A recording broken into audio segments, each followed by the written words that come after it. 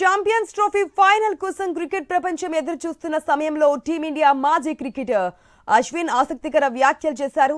వరుసగా 11 వన్డేల్లో టాస్ ఓడిన భారత్ ఫైనల్లో అయినా టాస్ గెలుస్తుందా అని అభిమానులు టెన్షన్లో ఉన్నారు. కెప్టెన్ గా రోహిత్ శర్మ 11 సార్లు టాస్ ఓడాడు. ఇటువంటి సమయంలో అశ్విన్ కీలక వ్యాఖ్యలు చేశాడు. భారత్ ఫైనల్లో టాస్ గెలవాల్సిన అవసరం లేదని తేల్చి చెప్పేశాడు. టాస్ గెలవకుండా ఉంటేనే బాగుంటుందని అభిప్రాయపడ్డాడు. టాస్ ను కివీస్ కు వదిలేస్తేనే మంచిదన్నాడు. ఇప్పటివరకు టాస్ ఓడిన అన్ని మ్యాచ్ల్లోనూ భారత్ విజయం సాధించింది. ఈ మ్యాచ్లోనూ గెలుపు టీమిండియాదే అని నమ్ముతున్నాడన్నాడు. తనకు మాత్రం కేన్ విలియమ్సన్, జడేజా మధ్య క్రికెట్ బ్యాటిల్ చూడాలనుందన్నారు.